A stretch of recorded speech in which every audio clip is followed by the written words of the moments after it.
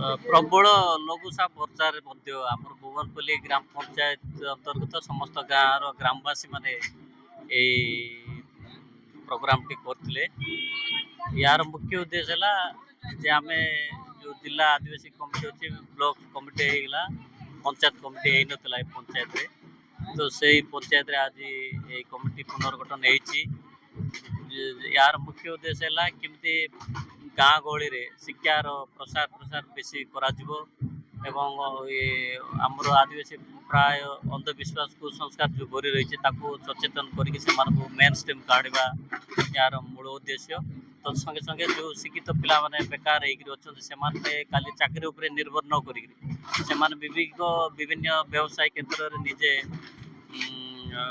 କୌଣସି ପ୍ରକାର କମ୍ପ୍ୟୁଟର ଦୋକାନ ହଉ କି ଅନ୍ୟାନ୍ୟ ବ୍ୟବସାୟରେ ସେମାନେ ଏଙ୍ଗେଜ୍ ହୁଅନ୍ତୁ, ନିଜେ ଚେଷ୍ଟା କରିକିରି ଆଗକୁ ବଢ଼ନ୍ତୁ ଏବଂ ନିଜେ ଉନ୍ନତି ହେବା ସାଙ୍ଗେ ସାଙ୍ଗେ ନିଜର ପରିବାର ଏବଂ ଏ ସମାଜକୁ ଆଗକୁ ନେବା ପାଇଁ ସେମାନଙ୍କୁ ଆୱାରନେସ୍ ପ୍ରୋଗ୍ରାମ ହେଇଥିଲା।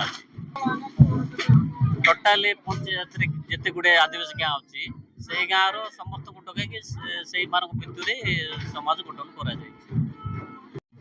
ମୋ ନାଁ ହେଲା ଭୀମା ବାର୍ଷେ, ଓଡ଼ିଶା କୟା ସମାଜ ମାଲକାନଗିରି ଜିଲ୍ଲା ସଭାପତି। ଆଜିର ମୁଖ୍ୟ ଉଦ୍ଦେଶ୍ୟ ହେଲା ଆଜି ଭୁବନପାଲି ଗ୍ରାମ ପଞ୍ଚାୟତରେ ଆମେ ଆସିଥିଲୁ। ପଞ୍ଚାୟତସ୍ତରୀୟ କୟା ସମାଜ କମିଟି ଗଠନ ଏବଂ ସମ୍ବର୍ଦ୍ଧନା ସଭା ଆମେ ଏଠି କରିଥିଲୁ।